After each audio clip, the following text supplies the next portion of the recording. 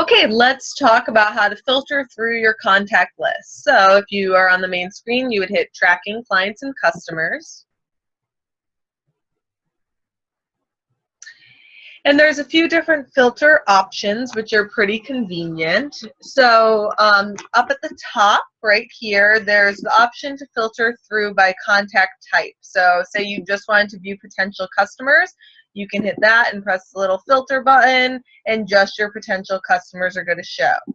Remember, unless you want to see multiple filters at a time, you need to exit out before you search your next filter, such as your key leaders.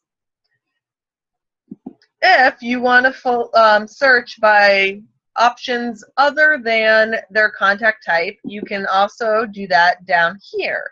So say I wanted to just look at people who have poor nutrition marked on their account.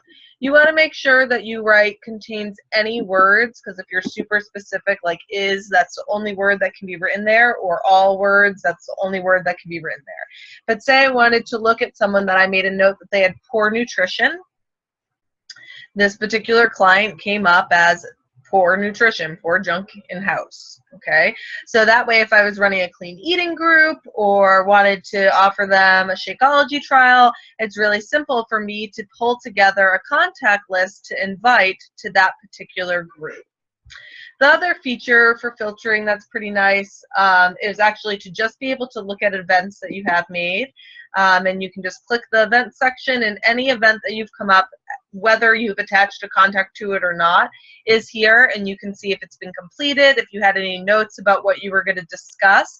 Just so you're aware, the notes that you're adding in the calendar are just going to show up here or on the calendar. It will not show up on that person's particular account. And if it's a next action or appointment, if it was made through the calendar, you would have marked that. If it was made through that client's actual folder, then that option is not going to show up because there's no way to check it from that particular thing. But you can also add a new event here instead of going to the calendar. So I'll show you a test event. We'll say this is a next action.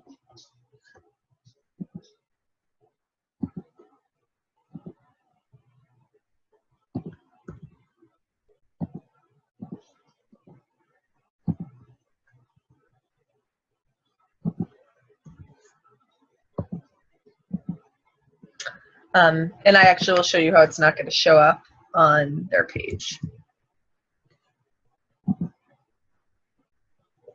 So if I hit add, you'll see this get added here. Okay, the next action, that kind of stuff. Now, if I wanted to edit this event and add some notes here,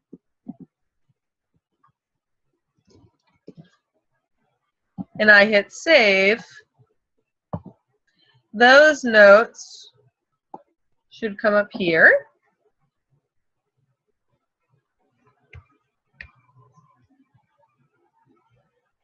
So you'll see that it says notes for event over here. But if I click on Dina's account, those notes aren't showing here, okay, because that's a calendar specific note, not a client specific note. So do keep that in mind. But again, this was just to show you all the different ways to filter through your contacts and events.